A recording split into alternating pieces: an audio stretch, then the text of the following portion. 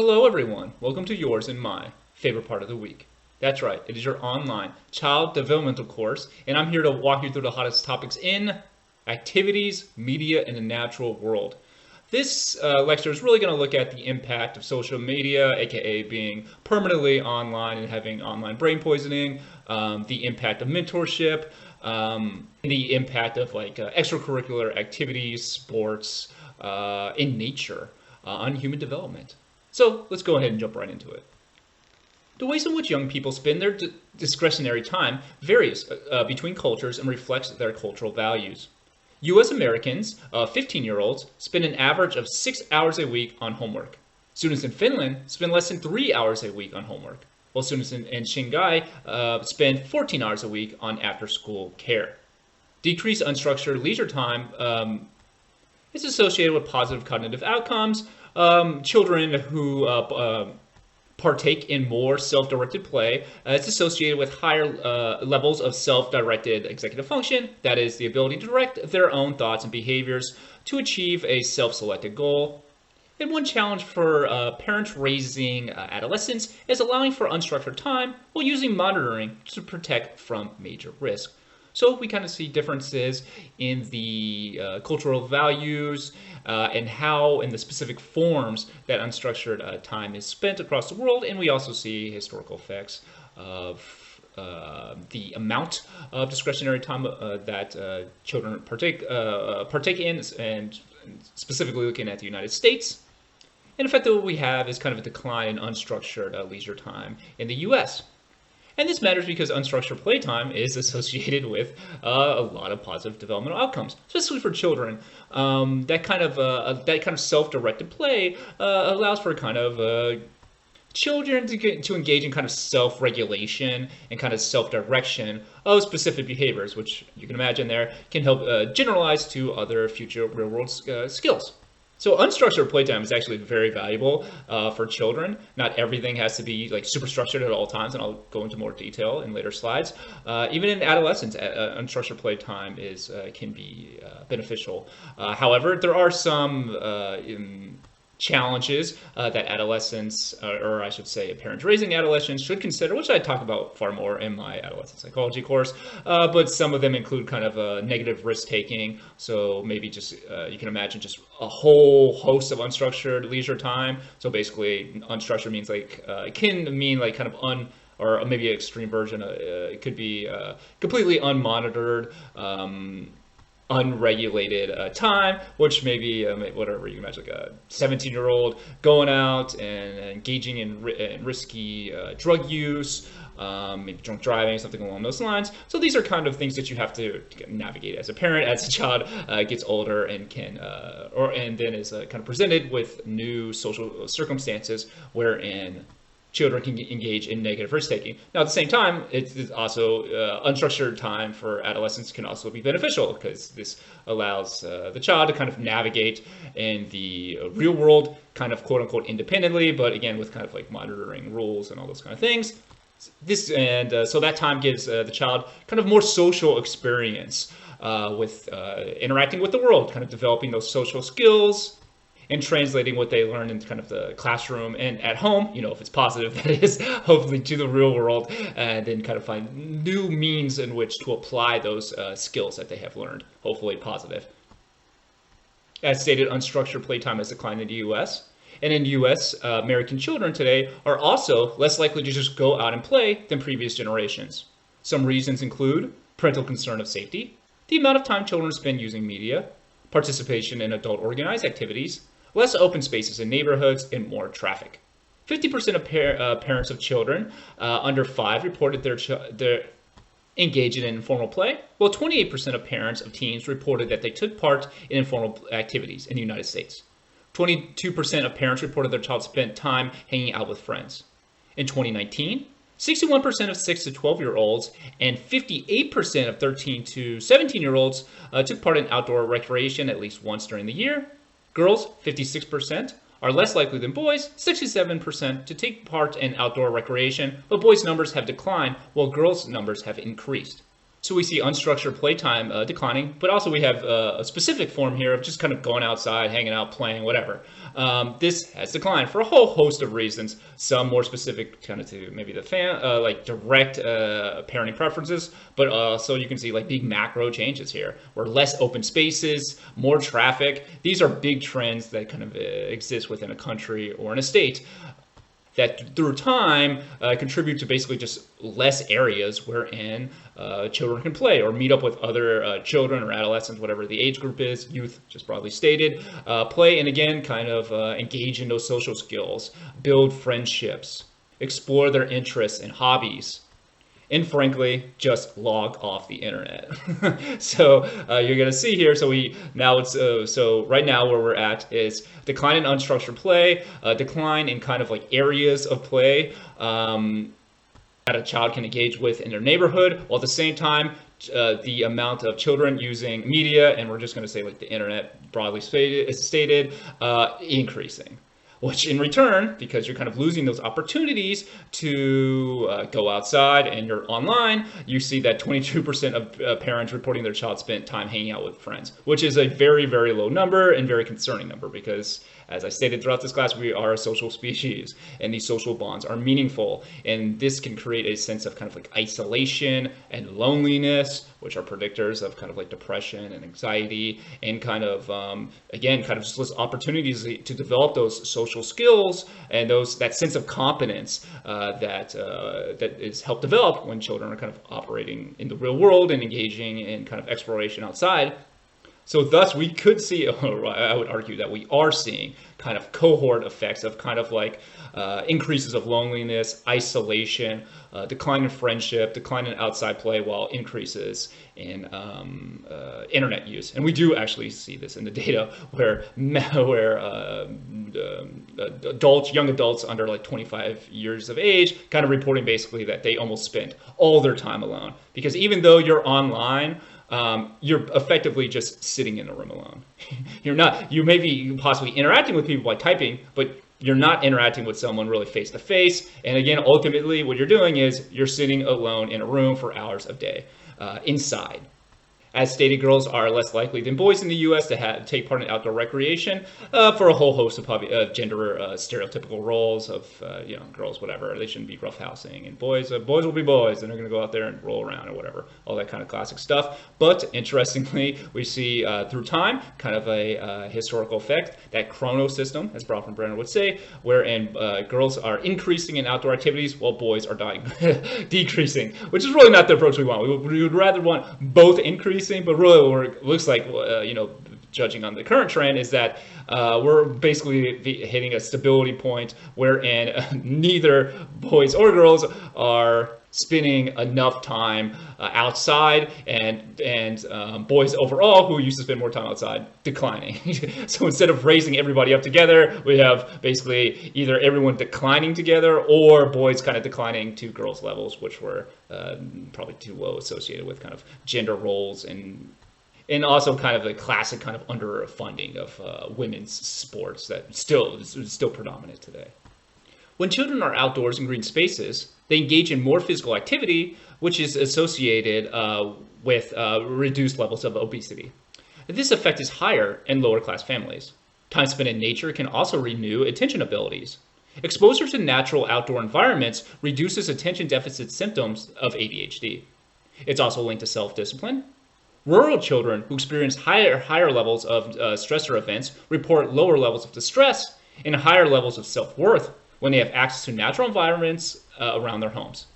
Experience with nature and parents' attitudes towards nature increases children's positive attitudes towards nature, their enjoyment of nature, and their wish to protect it. So we see here, these are just some examples of some of the positive effects of going outside, of logging off and touching grass, ladies and gentlemen. So in this case here, we obviously have more exercise, which can improve physical health, but we also see improvement in cognitive outcomes, so kind of renewed attention. We all understand, and here, I'll tell you, play a fun game here. When you're on TikTok for the 90th hour in a row, I'm also talking about myself, so this is not like, you kids. This is the collective we here. I'm still in your age group for now. as you're going through TikTok, think to yourself for a little bit of time, what were the last 3 videos I watched? Like, what were they? Can you describe them? Do you remember any of them at all? Chances are, not really, probably. So we kind of all understand that, like, we are in some ways warping our attention abilities by just being chronically online. And also, again, as stated before, reducing kind of direct social engagement that can allow for kind of more enriching conversation and building of a close social bond with each other. And frankly, not just sitting alone in your room or your house or whatever. So we see that, and evidence of this is demonstrated through these studies as presented, that exposure to outdoor kind of decreasing symptoms associated with ADHD, such as attention ability. So it's kind of like a reset in your attention little meter. Also, you can see that the positive effects of nature are even higher among at-risk youth or at-risk adults as well. So lower class families having higher levels of positive physical development when there's outdoors to play in. Also, rural children, which are super understudied in research. Rural communities typically much more likely to be lower class, have less community resources available. And in this case, what this study found that in rural children, when they are exposed to higher levels of stressors, the outdoor environment or experiencing the outdoors, playing outside, all those kind of things, acts as a protective factor, wherein those stressors, or I should say, the impact of those stressors are decreased by, again, kind of time spent outdoors in nature. And at the same time, improvement of self-worth. So it's a protective factor that reduces the stressors in your life, and is associated with cognitive improvements, social positive developmental outcomes, and physical developmental outcomes, as well as considering the fact that our planet is I would say deeply in trouble. Experience in nature for children kind of develops a sense of, oh, nature is awesome. You develop those positive memories of going outside as a kid, and you're like, ooh, all right, I love this. This is awesome.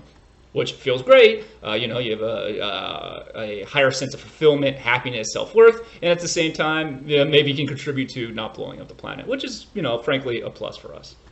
There's a program called the Great Outdoors Initiative.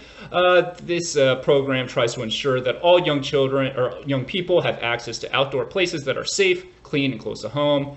Empower and enable youth to work and volunteer in the outdoors. Build on a base of environmental and outdoor education, both formal and informal. This will require macro level changes. So kind of the idea here is that everybody can have safe and clean and places that are close to their home, wherein they can engage in social outdoor play.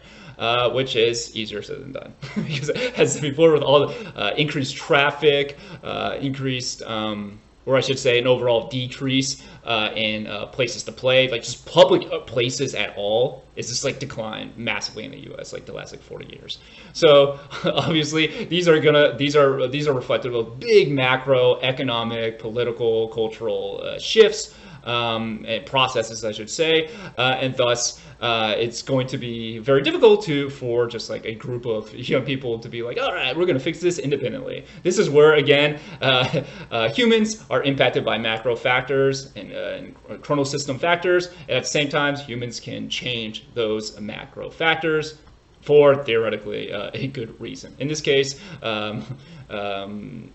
greater exposure to outdoors, which again is associated with numerous positive outcomes. Next, let's talk about electronic media use. This is largely just as new cohorts have emerged, largely just on your phone, but still TV as well, or your laptop, obviously, as well. So in 2017, children under 2 in the U.S. spent an average of 42 minutes per day using screen media. A 2015 study found 65% of children under 3 use one or more forms of mobile media on a typical day, and most began during their first year of life. The American Academy of Pediatrics recommends parents avoid using any electronic media with children under 24 months of age, except possibly video chatting. And even then, when using video chatting, this should be done in the presence of an adult to help infants interpret what is going on. So now we also see a trend of new cohorts effect, wherein you're just online basically almost your entire life, just chronically online, chronically in front of screens, and you're going to have a cohort effect of this. This is going to impact developmental trajectories in some way, because obviously this does not exist. The concept of iPad kid did not exist 20 years ago. iPads didn't exist. So through time, that accumulation of screen time could have negative developmental outcomes, / I would argue they probably do, as based on many studies. But again, looking at this classic, or this is a widely cited resource, again, the American Academy of Pediatrics, who kind of issue reports on these kind of things.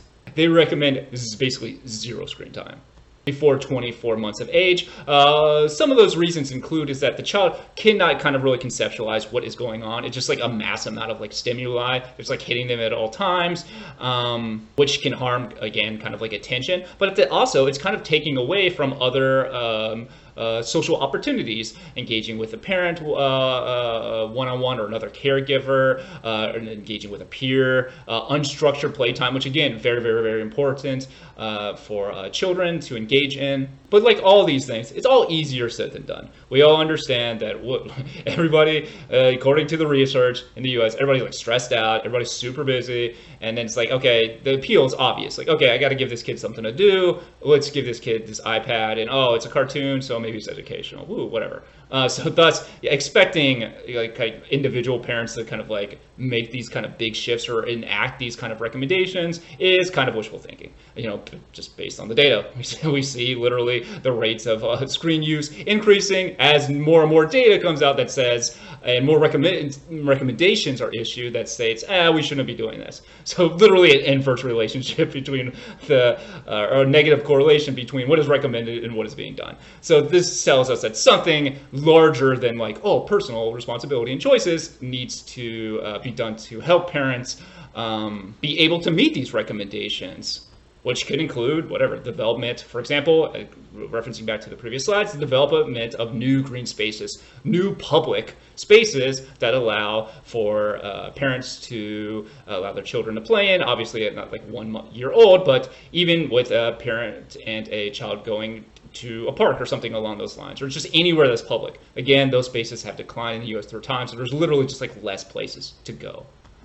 The American Academy of Pediatrics, I should say, recommends that parental introduction of media to children below 2 years of age should be high quality with live interaction with a parent. Educational media does not surpass the positive effects of playing and interacting with an infant child. So if the media is introduced to the child, it should be in the presence of the parent who is interacting with the infant, again, or toddler, explaining what's going on, and basically recreating that kind of social reciprocity, wherein there's social engagement going on between the parent and the child, but now you also have this like medium of whatever it is, YouTube video or whatever's on Netflix or something. But left alone, a child watching media, even if it's educational media, the positive effects, if they're, to the degree that there are any, does not surpass basic interaction and play with the child. Those interaction and play is critical, as it's literature is fairly convincing that play and interaction, social connection is critical to human development. You can't get around it. Now, that form of play and social connection and social engagement and bonding, sense of belonging can take different forms, depending on the historical moment you're playing in, but still that is absolutely critical. American Academy of Pediatrics recommends for children between 2 and 5 years of age, limiting screen time to 1 hour per day with an adult to help the child process what is being shown and apply it to the real world around them. So similar situation here. So before 5 years of age, the AAP, I'll just refer to it from now on, recommends limiting screen time to basically 1 hour per day, which again, we all know that's not what's happening. And then at the same time, engagement. Again, it's a lot of information to process, and kind of that flooding of information and possible cultural values and behaviors within that show is going to potentially negatively impact your child, and thus you need an adult there to help them explain what's being shown, kind of almost like how we talked about when kind of talking through your feelings. explaining what happened, why you feel that way. In this case, though, to the person in the TV show. So what is happening, why they feel that way, what's going down, and then how to ultimately apply this kind of to the real world. So that, again, it's critical to development or positive development, that kind of their parent acts as a kind of a co-processor, kind of an external source wherein they can process that information. Otherwise, they do not have the cognitive capacity to do so. It's almost kind of like how infants use their parent as kind of a co-regulation of stressors. They need that external adult to help them cognitively process things, not be overwhelmed, or they're at a higher risk of negative developmental outcomes. Children in the U.S. Between the 8 and 12 years of age engage in 5 hours of screen media per day, while they spend about 1 hour reading. Tweens in the U.S. in lower class households spend additional 2 hours a day with screen media than tweens in higher class households. The AAP recommends parents monitor their children's media use and place limits on how much and what type of media they use. Engage in active monitoring by talking about the media content, and passive monitoring by restricting amount of screen time. Use media together with their children. Discuss online behaviors, and establish media-free times and media-free places to promote healthy behaviors. When parents monitor their children's screen time, children use less of it and engage with less violent media.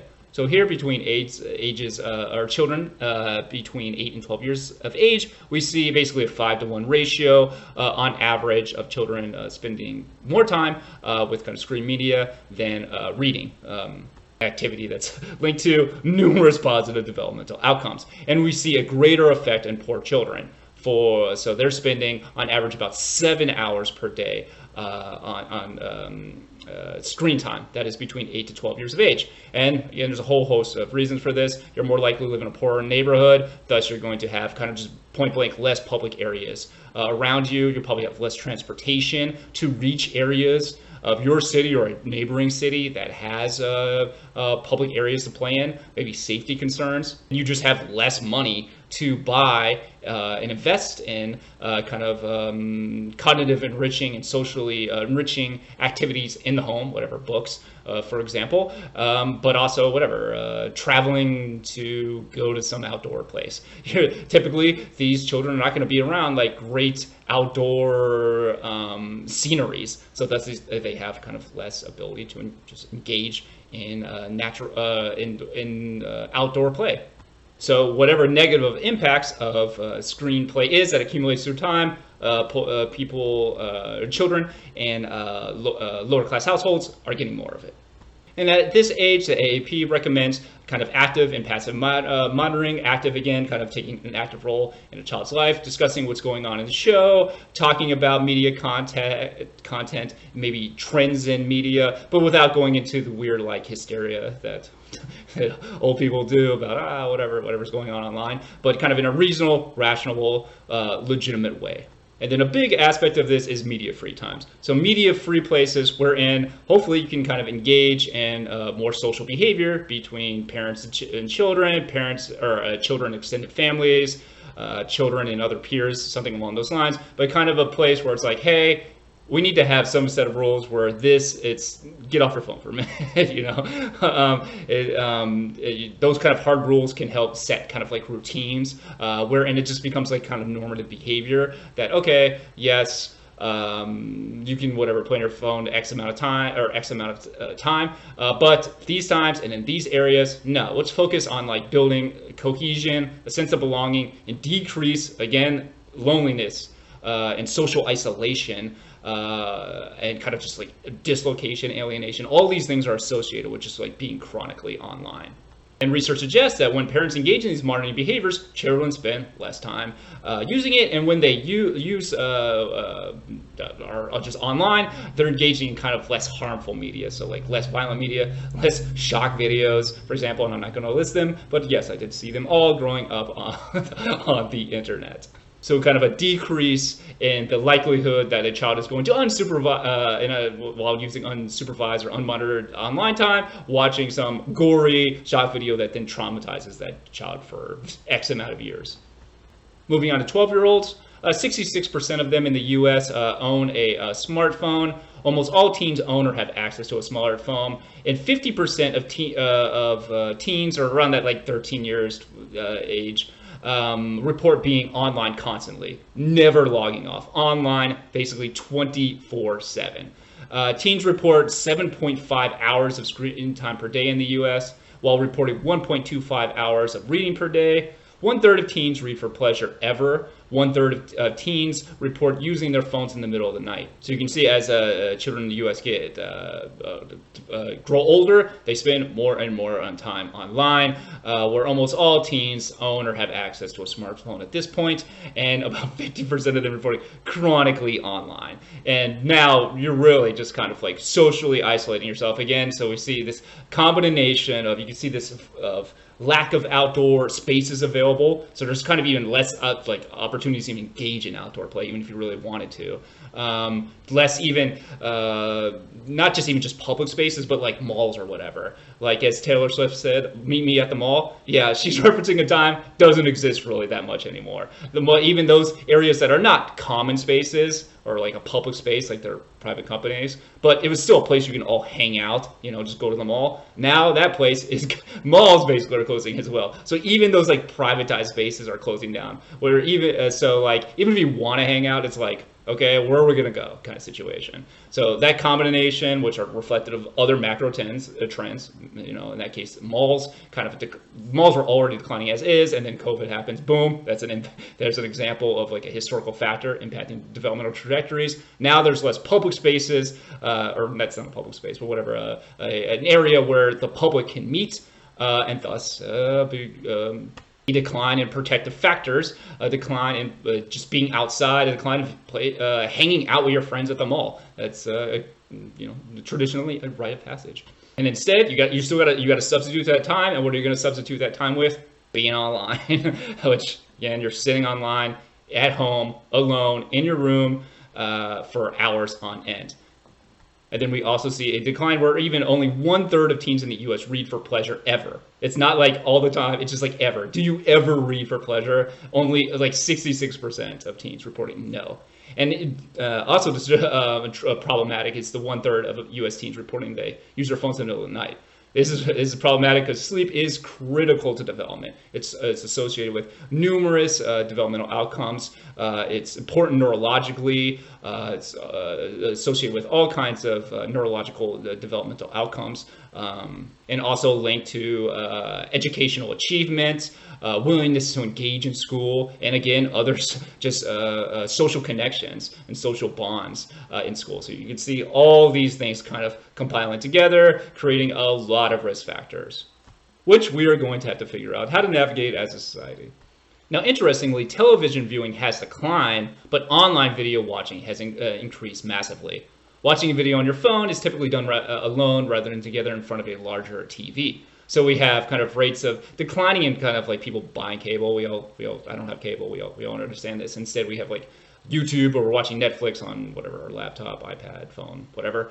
But if you think about it, even for a TV, at least, say you have like one massive TV and maybe you have multiple little TVs or smaller TVs.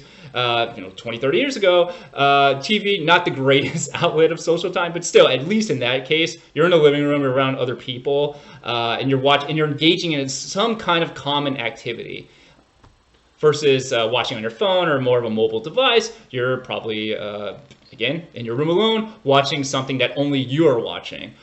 Even if you're kind of in the same room as each other, a lot of times you're just kind of all staring at, we're all staring at our phone, watching something differently, not really engaging in a common activity, even though we're in kind of physical proximity. And that's kind of also interesting, was like the decline of TV. Again, TV is not this magical, great place to be, or activity to engage in, and there's, negative risk factors associated with watching like a lot of TV. But if you think about TV, like 20 years ago, everybody watched, or a lot of people watched the same shows. So we all had access to certain channels. Obviously, there's satellite, blah, blah, blah, all these other things. But there was more kind of like a common, like culture and common activity that existed within a given like country in a context, because we all like, okay, at 8 p.m. this show's on, 9 p.m. this show on, and this is the schedule that shows are released. So we're all kind of, even if it's not the greatest common activity in the world, we're engaging in some kind of common activity wherein you can discuss those with other people around you or whatever. But instead now it's very much like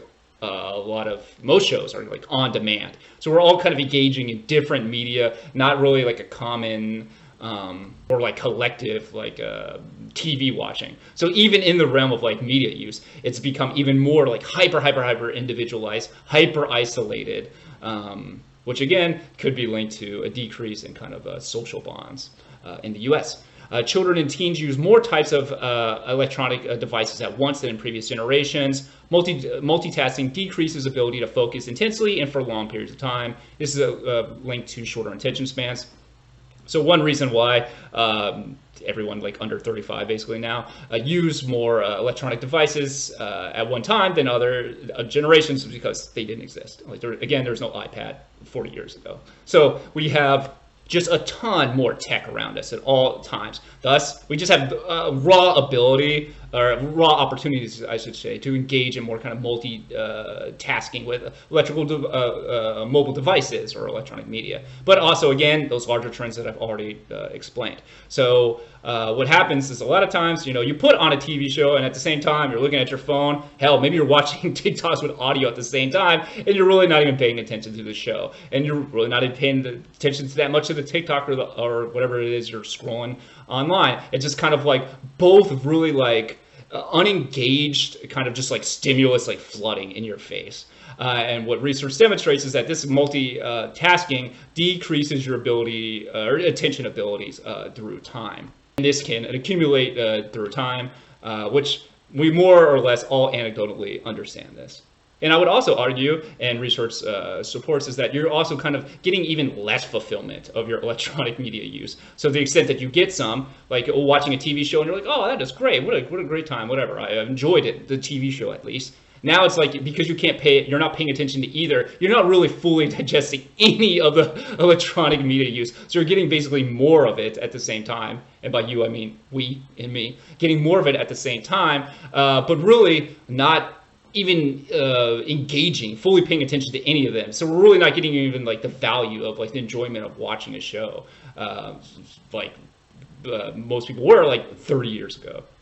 Media and physical development.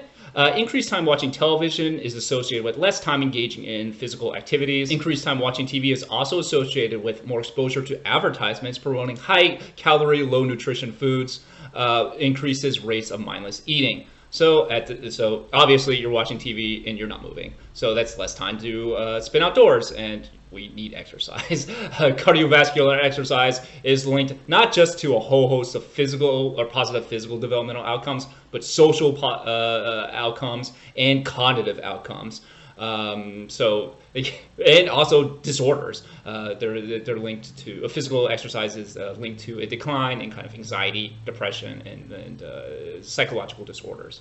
And what we get in substitution of that is just a lot of advertisements. And this is specifically in the US. If you aren't familiar with this, the US has infinitely more advertisements than like in the UK, like just not just television advertisements, but like billboards, all these things. So that's why when I watched US sports in the UK, we get a commercial basically every 15 minutes. The UK doesn't have that. So they would actually, when the US fans were watching commercial, they would break to like a panel where they're breaking down the football game or whatever. You also see this like during the World Cup and stuff too, where we got to get our advertisements in while like other countries like aren't, they're just watching the game. So we're getting hit with all these advertisements promoting a lot of fast food commercials. We've all seen the BK commercial 7 trillion times by now. Double Whopper, blah, blah, triple Whopper, BK. We're having it our way, we love that.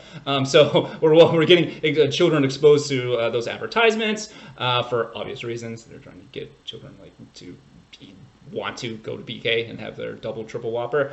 And at the same time, you're also engaging in more likely to engage in mindless eating, and the food you're eating is probably going to be less nutritious foods. Media and content development. Parents are increasingly providing their infants and toddlers with electronic media. Many report they're doing so for educational purpose. There's little evidence, however, that videos of any kind are beneficial to infants/toddlers.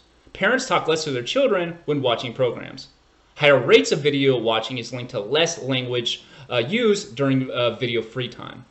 Children under 3 in the US are exposed to 5.5 hours a day of background television. 42% of US families report that TV is almost always on, even if no one is watching. TV is designed for attention grabbing. Infant toddlers will look at a background TV over 25 times during a 30-minute show, disrupting play and social interactions, which are critical for development. So we have increased rates of infants and toddlers using electronic media. We all understand this. But parents in general report that they're doing this for educational purposes. So it's not like, I really want to harm my kid. They're like, okay, well, listen, we see that rates of both mothers and fathers working have increased for a whole host of economic reasons. So it's like, okay, I'm really tired and I'm busy. So it's like, okay, we got to give these kids something to do. So boom, iPad time, go put on whatever's on, whatever the newest cool show is for children. But there is little evidence that those kind of videos are beneficial developmentally to children at all. At all. And again, some of the reasons are because just basically the child is having difficulty processing that, just too much information at all times coming at them. They're having difficulty cognitively processing it. But also during while a child is watching whatever it is that they're watching, parents are by definition basically going to talk less to them unless they're kind of engaging in that active process of watching with the child. So interestingly, they're kind of getting less, children in the process are getting less opportunities to engage in social discussion. And that practice of social discussion helps practice or improve kind of language development. So you're kind of getting less opportunities for the child to express themselves, engage in language development, just have social interactions, be used to talking to people, which could be linked to like maybe higher rates of anxiety later on as an adolescent. But also this is going to be a decline in like opportunities to engage in scaffolding behavior. So kind of like doing mutual activities together, building those social bonds and through parent or caregiver, extended family or peer or whatever, just some kind of collective engagement, which is again critical for human development. And also, as I already stated before, kind of less opportunity to talk through children's mental states. So talk about their emotions, understand their emotions, understand other people's emotions, understand other people's like mental states. This is all that there's just less opportunities to do so while watching TV or whatever, watching YouTube, Netflix, whatever.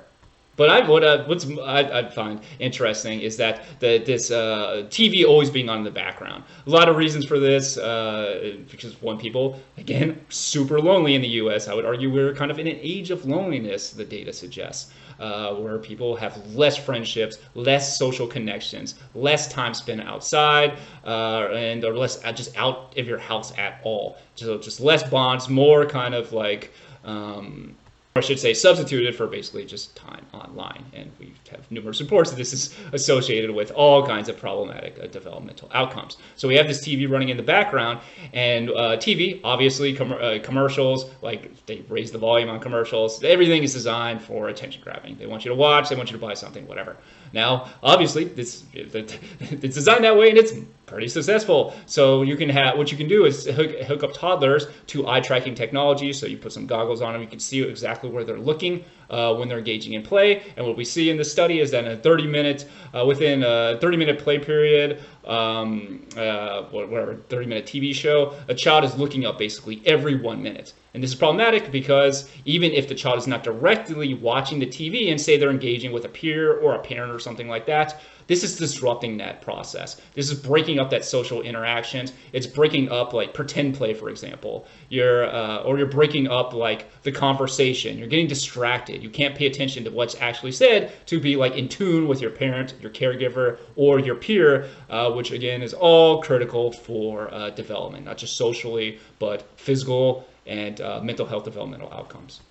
For children under the age of 3, tasks learned via touchscreens do not generalize to an understanding of an ability to perform the same task with real objects.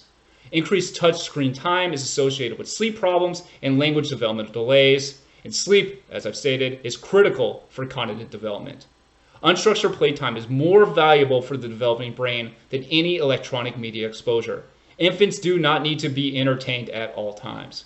So this is a classic finding in psychology, developmental psychology, not just in any of the topics we're talking about here, but it's the idea of kind of training effects or the generalizability of you being really good at one task and generalizing that to another task. And what you see, frankly, most of the time, is that what you do in one task, these skills, don't really translate to another task. So for example, you're playing with puzzles on a touch screen and the child is like really good at playing this like puzzle video game to the extent that they understand it at all, and then you present them with a puzzle or ask them what a puzzle is, they have no idea, and then they can't do a real physical puzzle. Those skills from the touch screen do not translate to the real world, our physical reality, which is problematic since right now, at least, until we get decide to all upload our brains to the metaverse, we all live in this physical reality.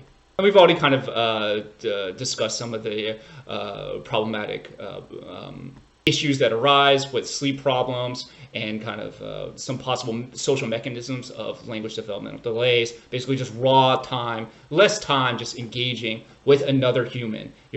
And so this is really, you can look at childhood research to see, like put it in the broad terms of like what is missing and how that translates to yourself as an adult when you're online. You're just like alone, you're not engaging and talking out loud for like days at a time. So like you can literally see how this impacts children, because there's a critical period of basically language development and kind of less attunement, less engagement, less social interaction, and kind of less depth to that social interaction, partially because kind of TV interrupting it.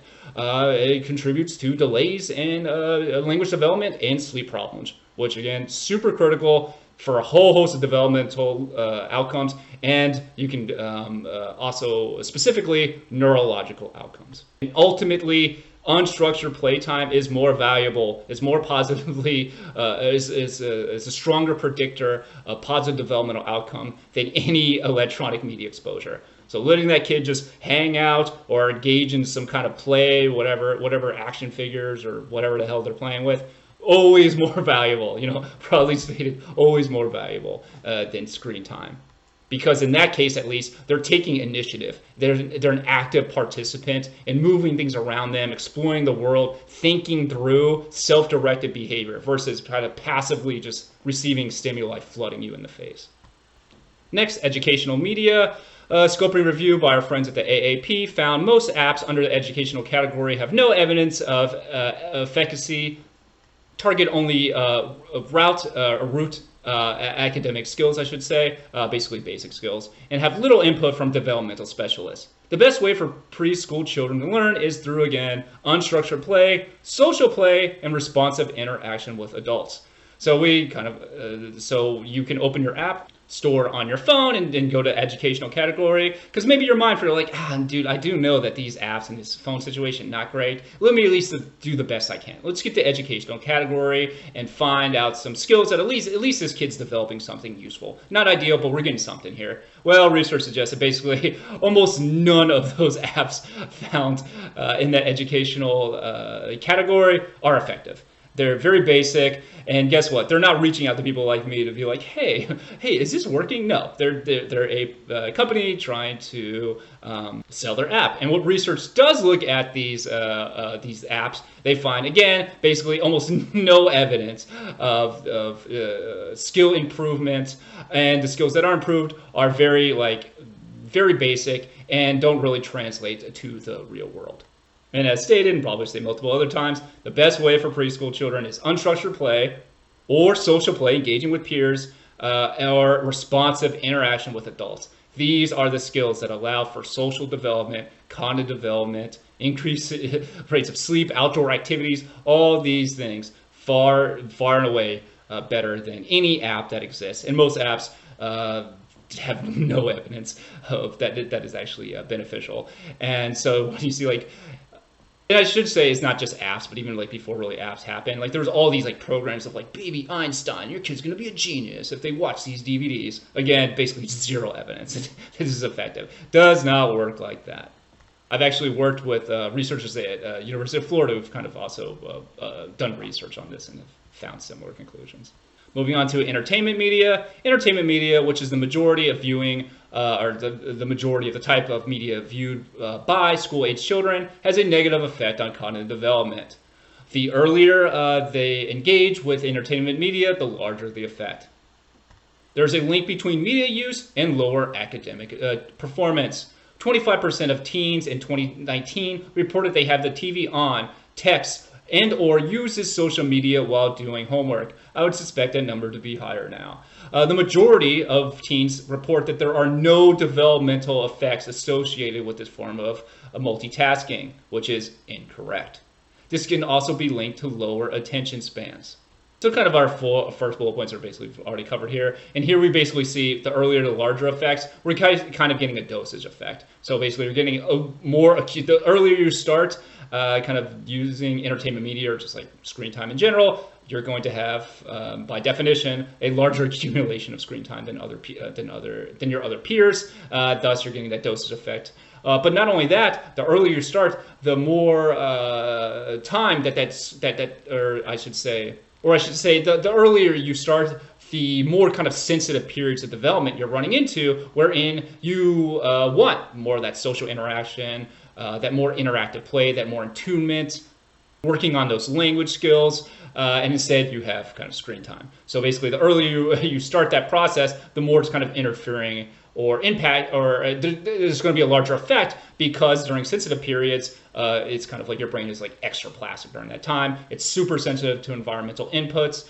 So at that time, so thus kind of not having the appropriate kind of or not the most like positive forms of kind of engagement is going to have a larger effect, because your brain is especially plastic during that period. Then we also see this multitasking situation here, and the kind of big interesting point here is that in general, teens do not believe that there are any developmental impacts to this using multiple forms of media at the same time, when in fact there are numerous negative developmental outcomes associated with this. And looking at academic performance, one reason you can imagine that you're doing homework and you're like, okay, I'm gonna put on Netflix, I'm gonna scroll on my phone, I'm gonna do all these things at the same time. Or you can time this yourself. How long can you watch a video? How long can you study? How long can you read? How long can the average person do these things without checking their phone, without looking at their computer? It's typically not very long, or at least there's cohort effects wherein that rate of checking your phone is increasing through time.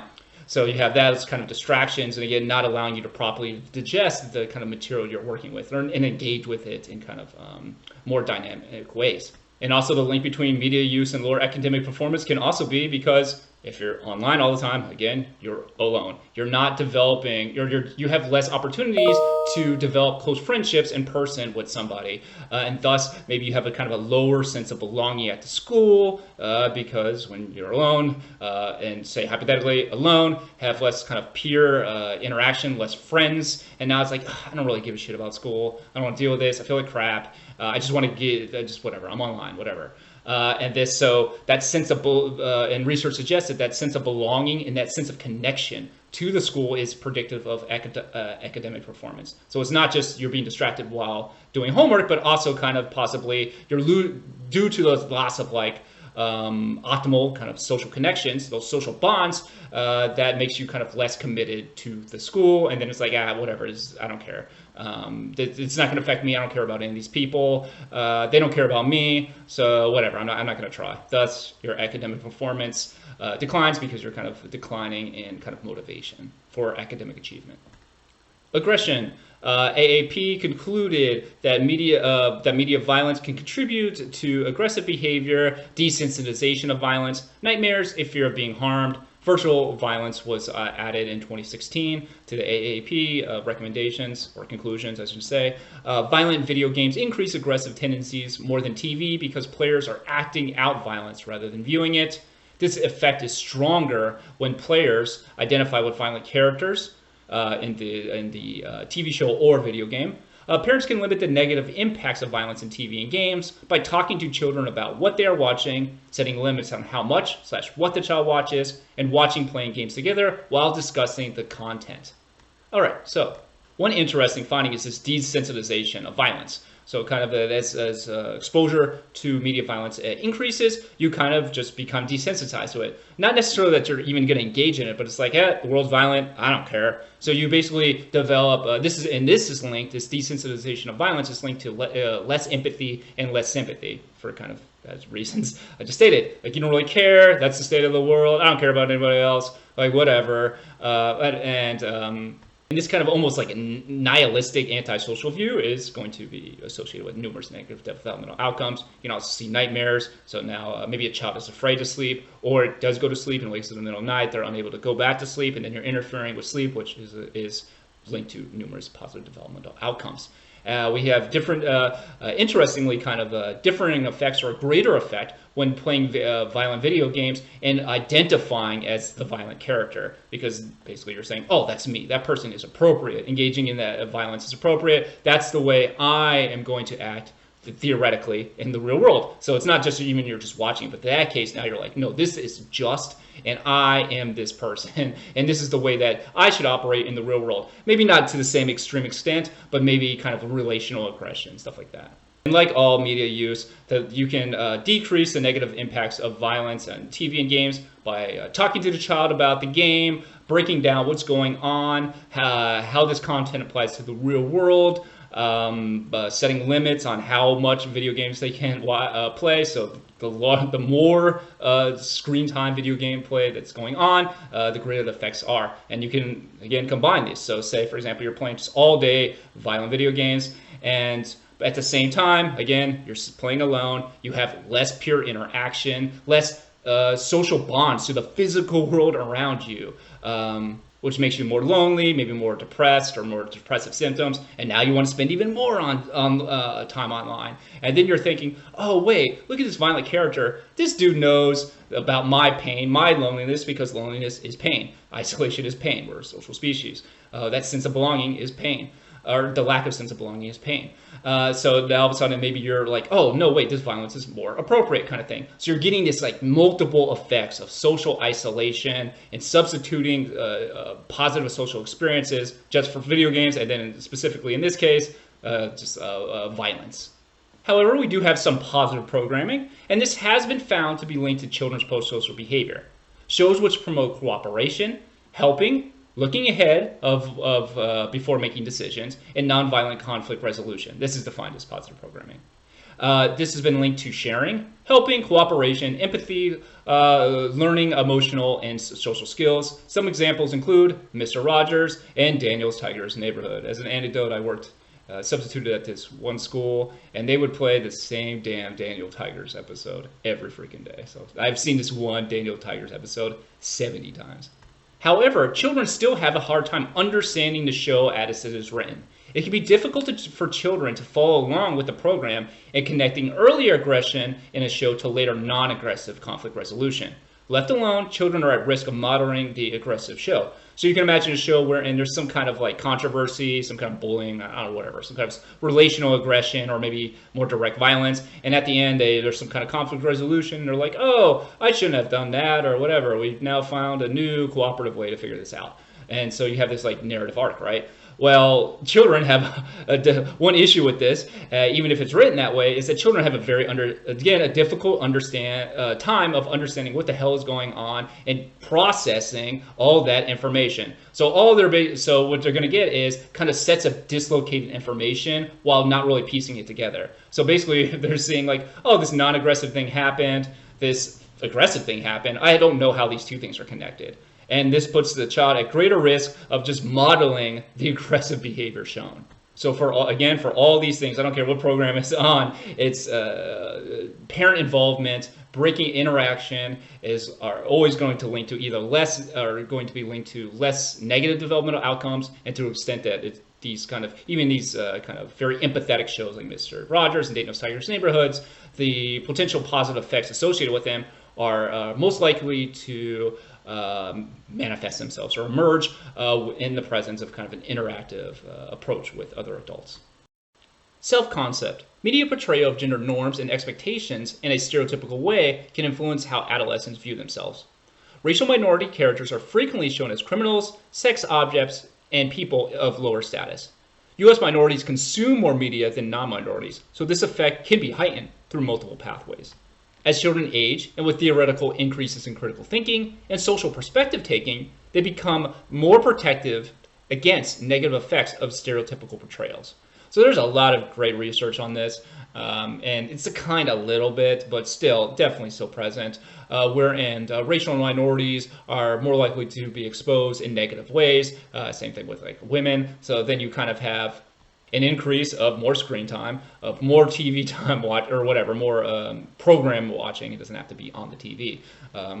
And then less kind of social interaction with other people that exist in your world, and thus what you're getting exposed to is just a shit ton of kind of like stereotypical behavior, while at the same time decreasing the amount of interactions with the real world, being around women or people of different genders, different races, different backgrounds, whatever. So you're losing that kind of one-on-one opportunities to engage in those peoples, which is associated with less discriminatory views, or even kind of less time to engage in kind of mutual projects in the community, or for some kind of social good, social policy, or something along those lines. So you're engaging, so you're losing those real life of opportunities to form connections with people, while at the same time being exposed to media, or in again kind of traditionally disenfranchised groups are going to be portrayed in kind of more negative light, and which is problematic for a whole host of reasons. But then you get this additional problem wherein U.S. minorities and lower class people engage or use media more often than non-U.S. minorities or richer people, and thus those portrayals can impact kind of their portrayal of themselves. Which can kind of start a self-fulfilling prophecy, where it's like, oh, I am X minority group, I'm looking at this model on TV, and they're engaging in some kind of nefarious behaviors. Well, I guess that's who I am as a person, I guess. I mean, I really don't have any other examples of positive portrayals of myself in the media, and I really don't have any real-world interactions. So this can result in a self-fulfilling prophecy. Now, that does not mean that, like, well, I should say, now then the question is like, okay, how do you like approach this? And one way is like, okay, let's make all our TV shows like better, which whatever, definitely fair. Like, hey, let's stop just showing minorities in the worst way possible. But at the same time, just fixing our TV sets alone is probably going to be insufficient, because again, ultimately we are alone, not building up social connections with other people around us and other outside groups. We're still just sitting alone and not engaging in kind of interactions with people outside of our backgrounds, which is far more likely to result in kind of positive developmental outcomes and like cooperation and work towards like whatever better world, you know, abstractly speaking, than just like, okay, well, now I'm just going to put I'm going to make some TV characters a little different. Now, as children age, they theoretically are increasing their critical thinking and social perspective taking. So then they're a little more protective. This is a little more protective because they can look at the TV show and just say, hey, this is just a TV show. You know, this is not me. It's not them. This is just this one character. It's not that real, and blah, blah, blah. So you can critically think and basically critique the show and thus be a little more protective against the negative effects of stereotypical portrayals. But, however, if we're also having less opportunities to develop socially and develop our critical thinking skills, because, again, we're chronically online from possibly from before 1 year of age all the way up to adolescence, maybe we've had less opportunities to engage in that critical thinking, develop those social skills. So maybe there'll be cohort effects with this as well, because we kind of underdeveloped those skills. This is speculation. We don't know this. You know, we're literally just a live experimentation of the impact of this kind of stuff on us. So it's to be seen. Media literacy. This is defined as the ability to understand the underlying purposes and messages of media presentations. Media literacy education can both reduce the risks associated with media use and promotes its benefits for children and teens. A study of 4-week media literacy program found that children who participated developed a higher level of dislike for advertising and were more likely to see it as fake. Media literacy education can be used to explain why movies contain so much of a particular behavior, product, or drugs. One study found that 9th graders who were taught to analyze and evaluate mass media messages about smoking in advertisements, promotions, and product placements were more likely to report they would not start smoking and had a more accurate perception of the number of people who do smoke compared to programs which emphasize the short/long-term consequences of smoking. So basically the goal here is to develop those skills wherein you're basically having a critical eye towards media. Still maybe engaging with it, but now you're like, okay, listen, this is a TV show. My 700th Burger King commercial, they don't actually love me. They're just selling burgers. They want to make money. So kind of thinking in that more critical perspective allows you to possibly or decreases the negative effects of those advertisements, like impacting you. Shown in that 4-week media literacy program, and also this 9th grader program wherein basically they compared a standard kind of anti-smoking campaign where it's like, okay, if you smoke short term, I don't know, you smell or something, and long term you're going to die of like lung cancer or something, versus like a program wherein you're kind of analyzing and evaluating the message, kind of giving a critical evaluation of why these advertisements are happening, kind of almost like I kind of classic, like a little rebellious kind of situation where it's like, oh, you're kind of like being cool kind of with it, where it's like, oh no, these advertisers are kind of out to get you, and you got to be careful. And then you can play this game where you're kind of investigating things, so you can kind of engage maybe kind of a little more with that kind of adolescent, quote unquote, like rebellious behavior kind of thing, but kind of direct it towards potentially harmful things. And I've also talked about this in my adolescent class. So instead of like why a lot of these like programs that really just focus on the negative impacts of drug use or any other behavior don't work often is, or have very minimal effect, is like teens kind of, or whoever, people in general, understand that this like isn't like the greatest thing in the world. That's not the issue. Other issues about like, oh, maybe the cool kids are doing it, or doing this behavior allows me to be in a friends group, and otherwise I'd be isolated and alone. Thus, this is kind of like an adaptation that's going to be negative long term, but still it's giving them some kind of benefit. So kind of taking a different approach and just like, this is bad, I think I would, in general, is recommended, because it's helping you develop those critical thinking skills, and also kind of a little like, hey, listen, those companies don't have your best interest in heart. Let's kind of break it down here. Let's investigate this. Again, you can engage in interactive behavior and kind of breaking that down, and you can see how different elements are coming together and how maybe positive for like social good kind of change, something along those lines. It'd be a little iconoclastic towards companies making a shit ton of money, like cigarette companies. Structured time.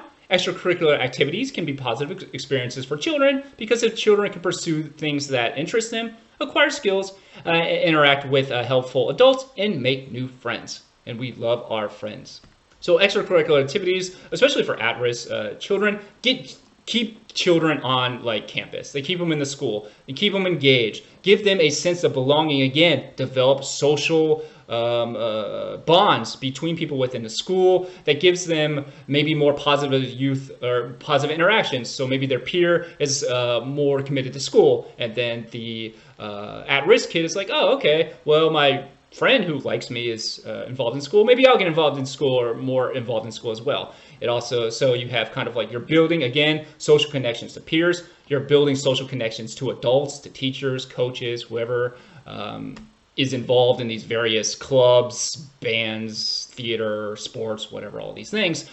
Those, again, ultimately, this whole thing is like you're building social relationships. You're building that community in that school, which gives you a sense of belonging and makes you more engaged. Ultimately, getting you out from just your room, being online and alone. Now, you can overdo it. Like we've gone the other way for kind of different reasons, for like application for college and universities, where like every single second of the day is structured and everything's like, I have to strive. Every single thing I have to do is related to my long-term outlook as a university applicant or something along those lines. That can then contribute to like burnout and other issues. So you can definitely way overdo it too. So it's kind of finding that balance is tough. We're operating in this context where, and like everyone feels kind of like, the only kind of maybe sense of like security I can have is getting X job, which requires me in their mind to be at a certain institution and have a certain degree, and thus like the stakes are super high, which can be quite stressful for an adolescent. Positive youth development, approach that focuses on finding ways to help young people reach their full potential. PYD sees childhood and adolescence as a time full of potential and growth and strives to identify the people, context, circumstances, and activities that use that potential, to help youth grow in the most healthy and positive ways.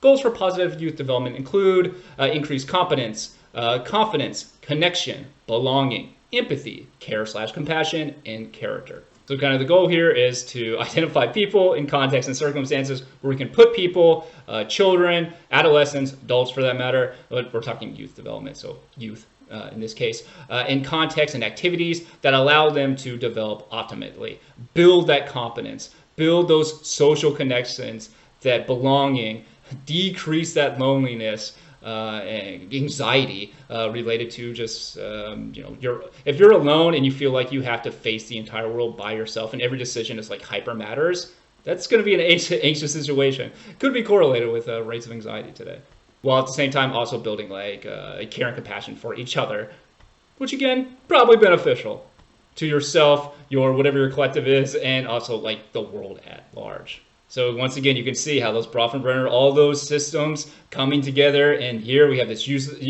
positive youth development, understanding this kind of this approach, understanding the impact of all these different circumstances, all these contexts, and people, and how they have to come together to kind of promote optimal development, and the importance of understanding all these different environmental factors in developmental outcomes. The Search Institute in Minneapolis, they identified a set of 40 developmental assets that serve as building blocks for positive youth development. They're broken down into two sets of assets.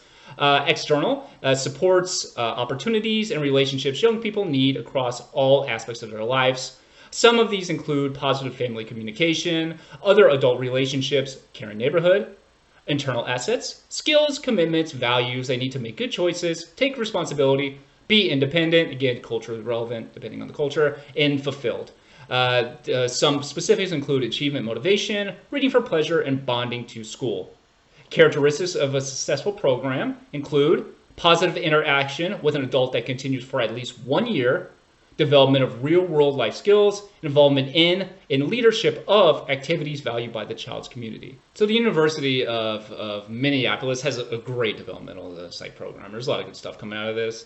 This is basically more or less what we've talked about throughout this class. We have these sets of external and internal assets. They're thought to be kind of building blocks of optimal or positive youth development. So including like relationships or kind of supports, opportunities, programs that allow children to develop, which again are not going to be things that they can themselves control, but rather this is going to be funded at like the state level. But also kind of internal assets, values, commitments, skills, a sense of fulfillment, and these are related to positive relationships with adults, people that they look up to. It does not have to be a parent. Actually, there's a lot of benefits to non-parental adult figures in their life, which we'll talk about momentarily. And also kind of like reading for pleasure. And that, again, that sense of belonging to school is very, very meaningful, especially for at-risk children. If they have a sense of belonging and a social connection at school, they're far more likely to keep at least attending school. So at least they have an opportunity to graduate from high school and not just have so much unstructured time wherein they're completely unsupervised and at risk of engaging in negative risk-taking behaviors. And the characteristics of successful programs, kind of idea here is that real world skills are useful, while at the same time building relationships and a commitment. It can't be like a 1-day thing, a 2-day thing. These require a year plus, at least a year, a long-term commitment by adults to helping helping youth develop positively, and then integrating them into a community, integrating them into a network of people. I talk about this in my adolescent class, but a lot of youth development today in the US is kind of just like you're on your own. No one really knows what to do. Adults in your life or your parents really are. I grew up in a kind of a different context, which is challenging for them to kind of give you advice. So that's kind of trying to rebuild kind of some sense of like a collective community that helps kind of a mentoring, nurturing process that helps you gives you a pathway forward. So you're not just completely on your own trying to figure out things alone, which again, these are larger cultural things. These are larger economic, political things that just cannot happen. You can't just randomly decide to do this. These require resources. Let's talk about organized sports. They help children reach the recommended daily 60 minutes of moderate or vigorous activities. They emphasizing skills, teamwork, fun, and healthy lifestyles decrease rates of dropouts in youth sports. Children need to be developmentally ready to participate in specific sports. So before age 6, children do not have basic motor skills needed for organized sports. Complex motor skills should be avoided in competition. At age 6, children lack hand-eye coordination for complex skills but have basic skills. Struggle to remember complex rules and strategies though. Focus on learning new skills and participating. 10 to 12, ready for sports with complex skills, rooted in kind of advancements in cognitive development, and also puberty, just larger person.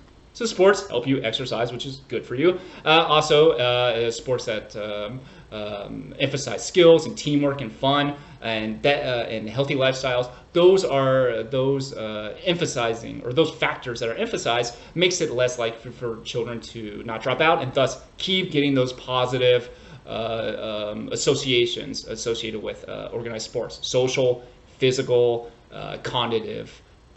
But the specific form that organized sports is going to depend on the child's age because of their social skills, their physical capabilities, and their kind of cognitive capabilities. So before age 6, they're not like going to understand complex rules and really be able to do complex movements. They're kind of just vibing out there, doing their thing. In general, it's recommended to avoid a kind of complex motor skills sports at that age and kind of avoid competition. The idea here is that you're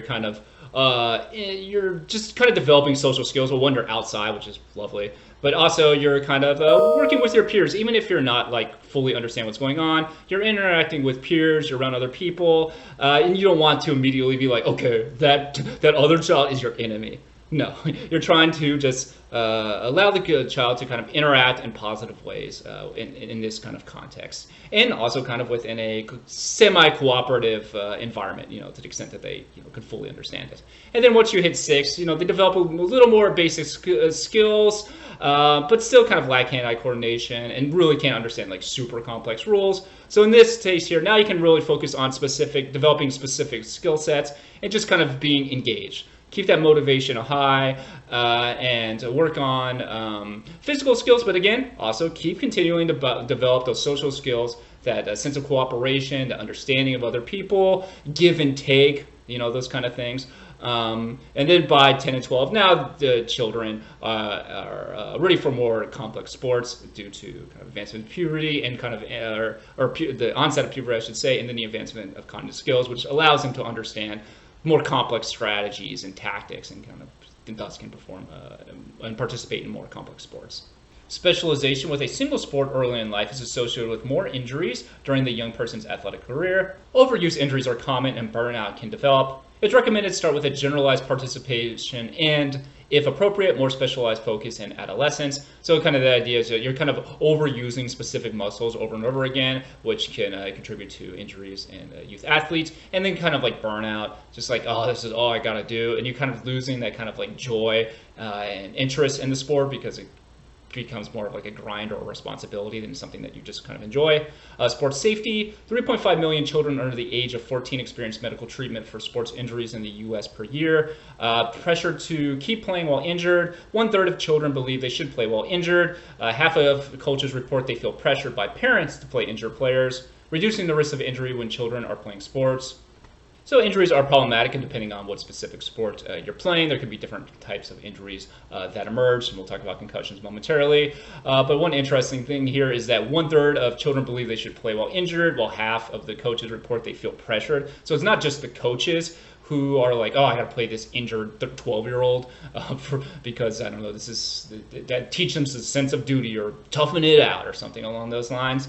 But it's not just them, but parent pressure. So this is telling you that there's a broader like culture around either organized sports, specific sports, or within the country at large, that you're just like, well, 12-year-old, you're in deep pain, you need to ignore that pain and just keep grinding, which can contribute to a whole host of not just physical problems, but also negative social outcomes.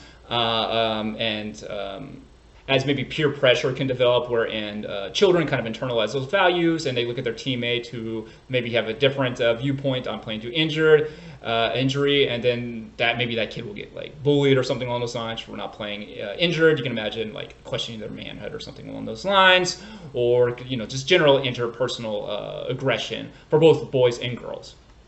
Concussions are traumatic brain injuries that change the way the brain functions and may result in headache, memory loss, and confusion. 1/5 of adolescent players report experiencing concussion. Half of sports-related concussions seen in the emergency room occur in children between the ages of 12 to 15 in the United States. Fewer than half of youth players report following the protocols for concussions. Little training about how to prevent injuries due to expenses, lack of time, or unavailability of local training. So concussions, very serious. Cannot understate that. Especially, again, for children who are in a sensitive period of neurological development, concussions can be quite problematic. We've seen among adults, football players multiple football players commit suicide, commit murder against multiple people, and then you do brain biopsies on their brain after they die, or the football player dies, or the athlete dies.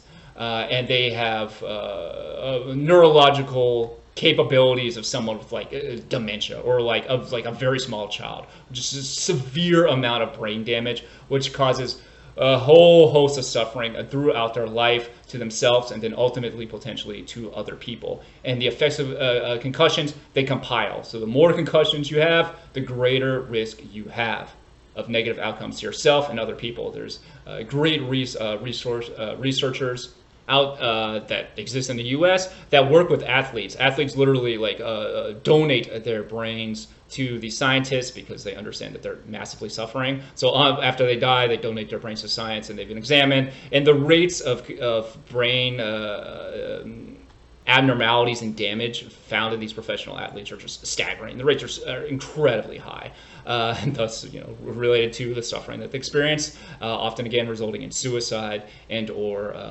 violent murder to other people. So this is something that you have to be very, very cautious of, especially when you consider that half of youth players basically don't follow the protocol, and that's them reporting. So it might be even more than that.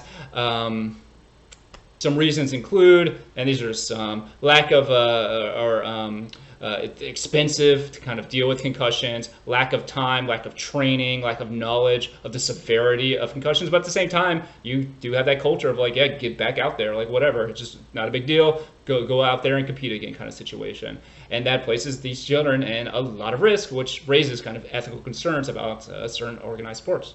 Moving on to creative activities, ways for the expression of thoughts and emotions for people of all ages, and are an important part of positive youth development. They're linked to development of self-management, interpersonal and relational skills, social bonds, and a place where children can explore their identities. Similar to the skills required in positive effects of pretend play in children.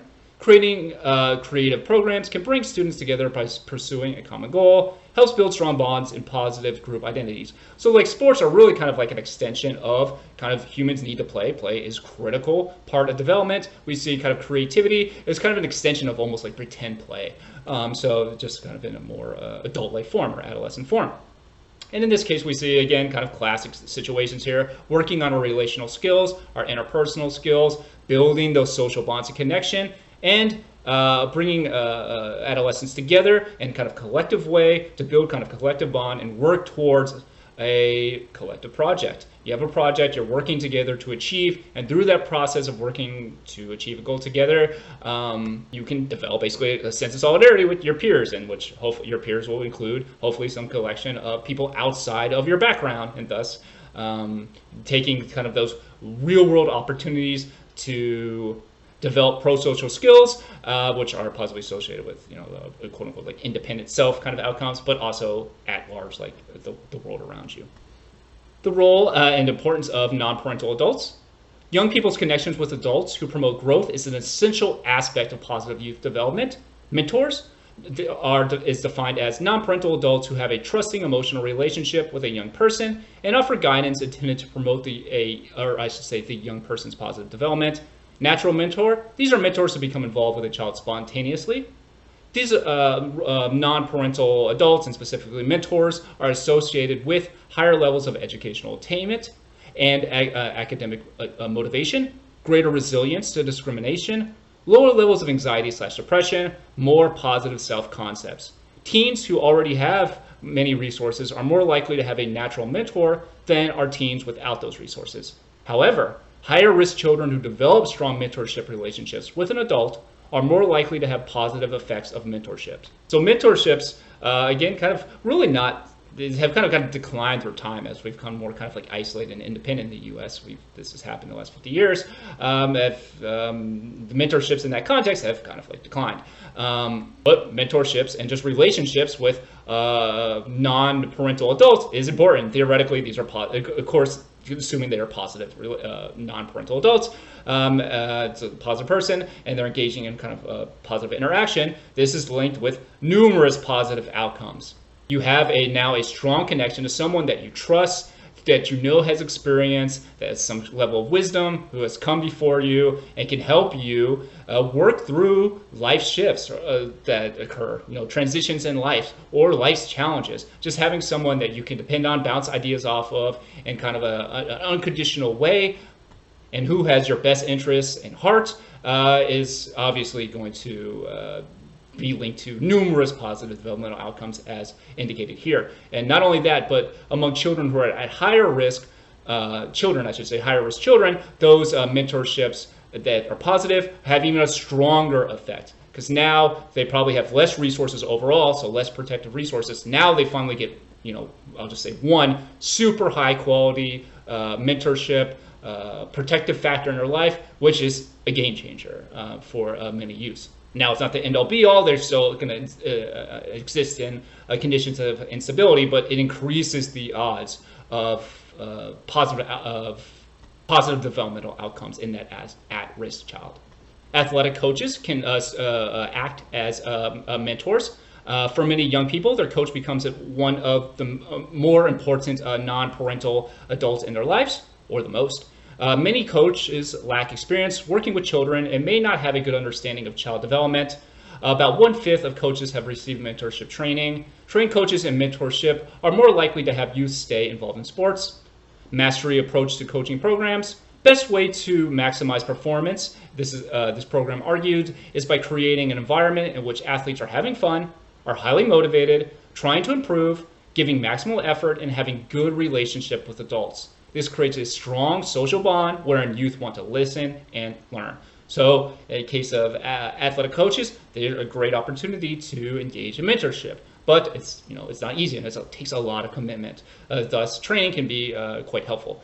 And not only that, but trained kind of mentored coaches have been found to, or I should say training and coaches has been found to increase the odds that children stay in sports and by extension, hopefully stay involved with school.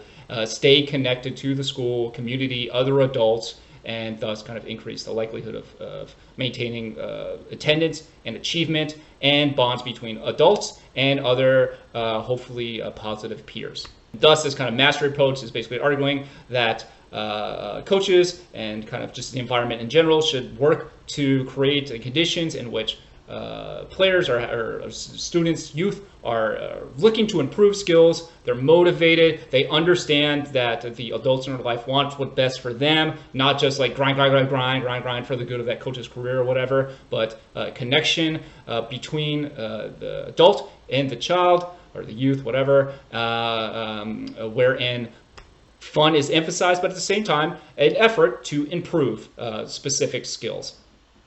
Mentorship programs. There are more than 4.5 million children and teens in the United States who are in an informal mentorship relationship established through school programs and organizations. A meta-analysis found that the mentorship programs had moderate effects on academic, cognitive, health, psychological, and social outcomes. Youth involved in programs reported feeling more supported from adults and better relationships with other adults such as parents, teachers, and peers. So it's not just that the relationship between that non-parental adult, that mentor, and that youth, it can form a strong social bond, but that can be generalized to possibly other social bonds. So now it's like, okay, well, now I have positive interaction in my life. Maybe I'm capable of having other positive interactions in my life. Maybe I should talk to people. Maybe I should go to school and talk to my teachers or develop whatever, hang out with my peers, those kind of things. So through practice, engagement, kind of experience with positive relationships, and kind of working with a mentor who's going to be older than you, have obviously more experience, more well-read, have stronger social skills, more confident, that allows the youth to kind of practice the development of those skills in themselves by interacting with that mentor. Thus, they can enter the world, maybe be a little less anxious, less socially anxious about things, be a little more self-confident, because they understand, oh, I got this person who's helped me, who can work with me, I practice these skills, and I have success with these skills. Now let's bring it out to beyond this relationship and develop other social bonds, which can start a positive cascading effect. Now I'm not going to read through all these, but some of kind of the markers of successful mentorship include having goals and expectations, having mentors who commit to at least 12 months of participations, involving family, community, coordinating resources, and kind of constant communication between the mentor and the youth, and making changes as necessary, having that positive social bond and interactive experience. I'll speak personally that I just recently started mentoring a student for the first time a few months ago. And this student has very similar kind of research interests as me. And at that time when I first approached me, I was like, okay, well, I guess this is kind of like, at the very least, like a multi-year commitment. Possible, in my eyes, if this is a positive social relationship, and that student enters academia, to me, it's kind of like a lifelong kind of like bond situation. So these are large commitments that take time, that can be challenging, but also can be quite rewarding for both parties involved. All right. So with that said, thank you so much for listening, and I hope you have a great week. Bye-bye.